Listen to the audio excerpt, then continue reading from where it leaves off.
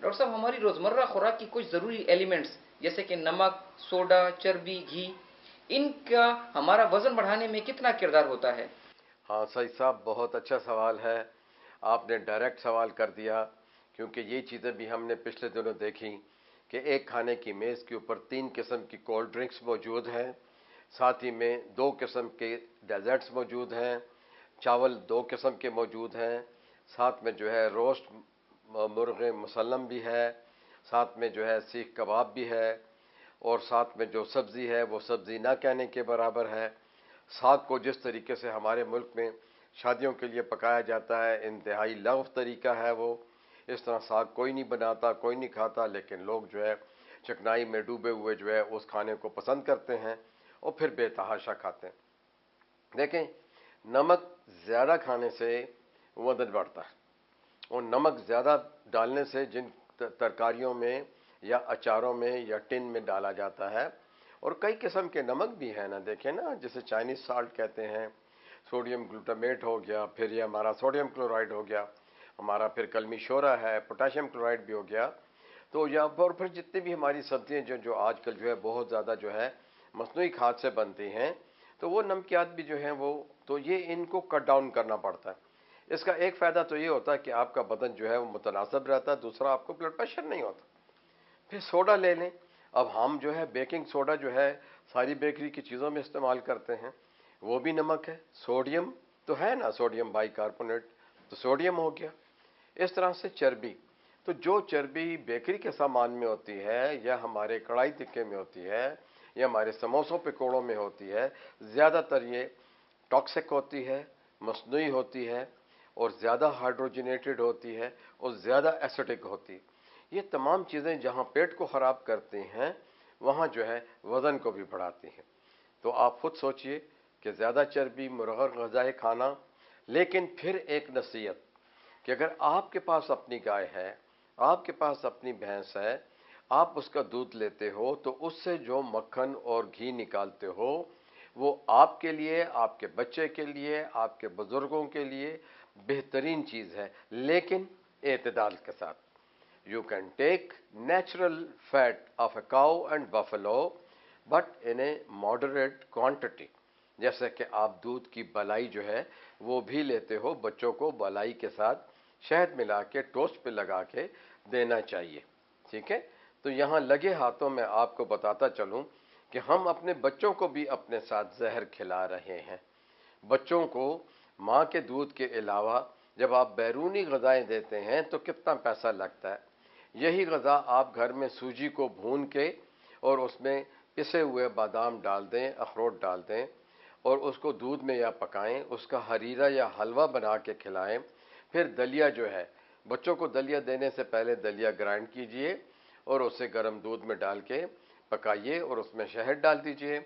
Double रोटी के ऊपर मलाई और शहद लगाइए, उबला हुआ अंडा दीजिए। मौसमी सब्जियां भी दी जा सकती हैं।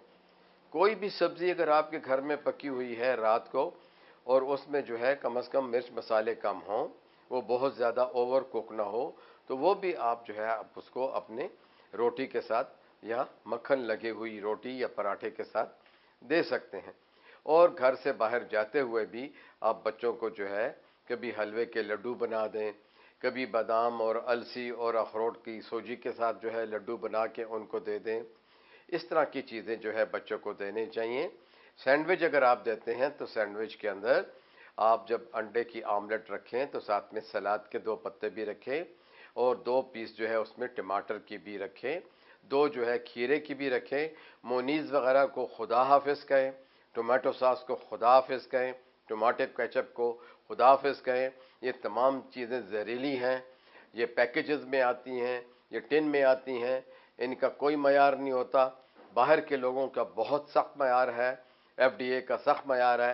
पाकिस्तान में ग़िज़ाओं का मयार जांचने वाली कंपनियां खुद करप्शन करती हैं और करप्शन को बढ़ोतरी देती हैं, वरना आज तक मैंने नहीं देखा कि कोई शख्स जो है वो ग़िज़ाओं में जो अडल्ट्रेशन करता है, मिलावट करता है, उसको सख्त से सख्त सज़ा देनी चाहिए। तो घर की बनी हुई चीज़ ना तो आपको मोटा करती है, ना ही जहरीला करती है, ना ही नुकसान पहुंचाती है। सिर्फ ये है कि बड़े बुज़ुर्गों के पास बैठें, उनकी सेहत देखें, नाना नानी दादा दादी की कुछ कहावतें भी होंगी जो अच्छी ग़िज़ा के बारे में होंगी। दादा और नाना आपको देखें, मुझे अपने दादा से बहुत फ़ायदा हुआ वर्जिश करने में और ग़िज़ाओं को समझने में। इस तरह मेरे अपने फैमिली के जो फैमिली डॉक्टर्स थे, मेरी हाइट भी कम थी, मेरा वज़न बहुत कम था, पैंट तो मेरे बदन पे ठहरते ही नहीं थी और मैं एग नहीं खाता था, मुझे एग से घिन आती थी। तो फिर उन्होंने कहा आपकी ये टॉक्सिसिटी हम दूर करते हैं। तो मुझे फुल बॉइल्ड अंडा जो था उसका आधा चम्मच जो है खिलाया जाता था चबा चबा कर। कुछ दफ़ा तो मेरे पेट में दर्द होता था, कभी वॉमिटिंग भी होती थी, लेकिन 1 महीने के बाद आप यकीन जानिए कि वो एलर्जी ख़त्म हो गई और मैंने 3-3 4-4 अंडे जो है उबले हुए खाना शुरू कर दिए।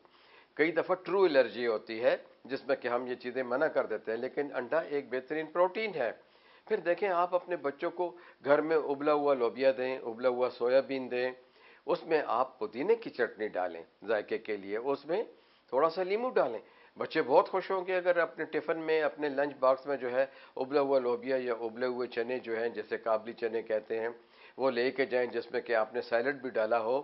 तो बाज़ार के समोसे, पकौड़े और बाज़ार के वो जो शवारमे हो गए या डोनट्स हो गए या बेकरी का सामान पता नहीं कितना कितना पुराना होता है, हम अपने बच्चों को देते हैं। तो हमारे बच्चों की अंदर अगर हम ज़्यादा बेकरी प्रोन बच्चे होंगे, ज़्यादा स्वीट बीट प्रोन बच्चे होंगे, ज़्यादा कैंडीज़ खाएंगे, किस्म किस्म की चॉकलेट्स उनके बटुए में उसमें जो है बस्ते में होती हैं, तो फिर अल्लाह हाफ़िज़ है, आपका बच्चा जो है वो 16 साल से पहले या आपकी बच्ची 16 साल से पहले ही मोटी हो जाएगी। और सबसे बड़ा फ़र्क जो है उनके सेक्स हार्मोन पे आएगा, जो कि बाद में उनकी आने वाली ज़िंदगी में बहुत तकलीफ़ देह होगा। शुक्रिया।